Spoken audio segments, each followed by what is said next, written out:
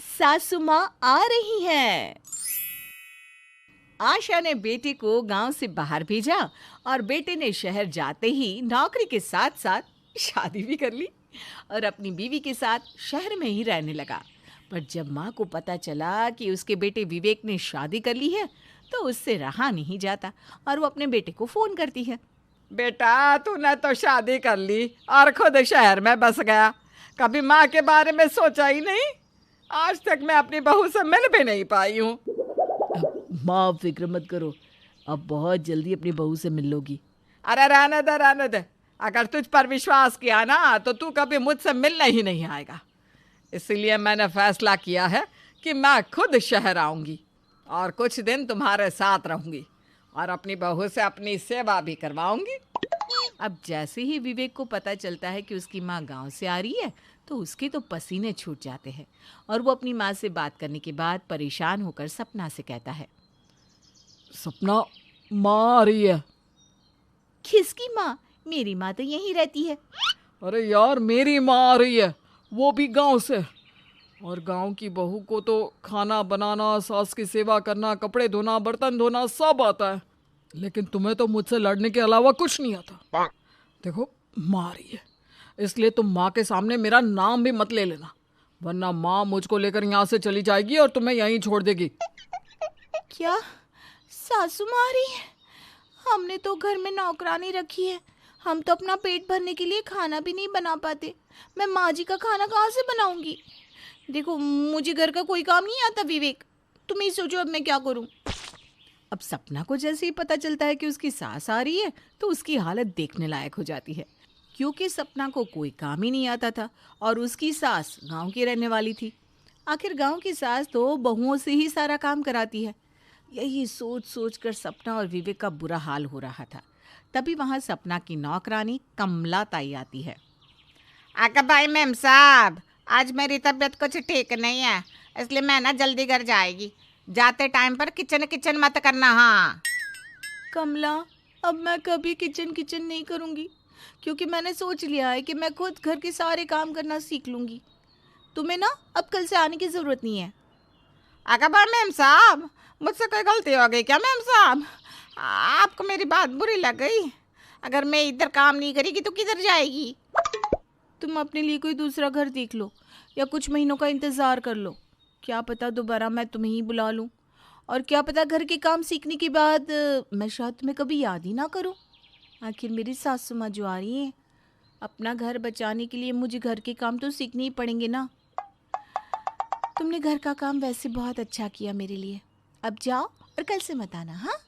इतना बोलकर सपना अपने पास वाली पड़ोसन के घर जाती है और अपनी दुख भरी कहानी उससे बताती है। विनीता यार, अब तू ही कुछ कर सकती है।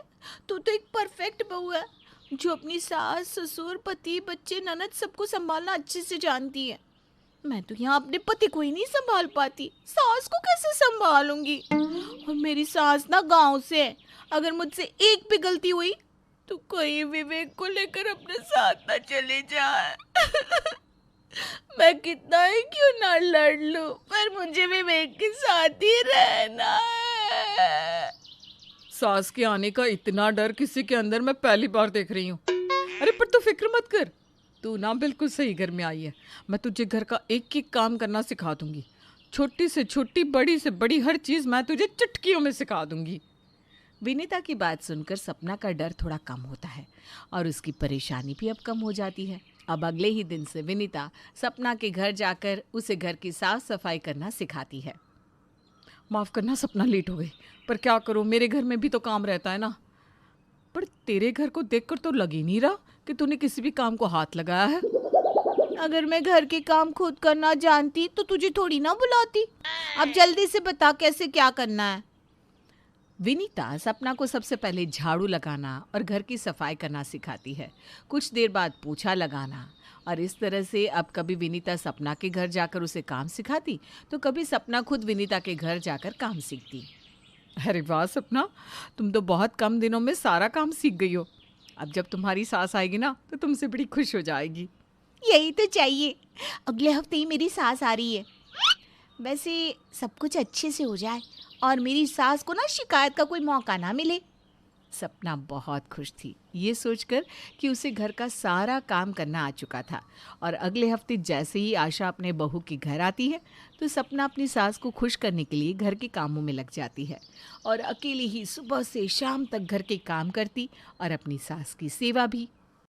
माँ जी, आज मैंने आपकी पसंद का खाना बनाया है।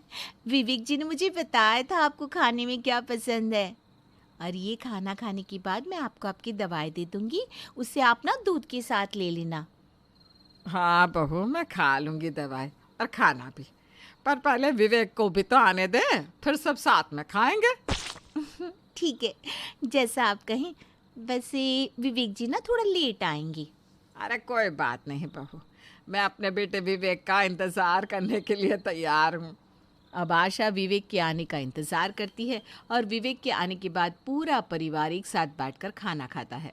खाना खाने के बाद विवेक अपने कमरे में आराम करने के लिए चला जाता है, पर सपना सोने से पहले सारे बर्तन और रसोई की सफाई करने लगती है।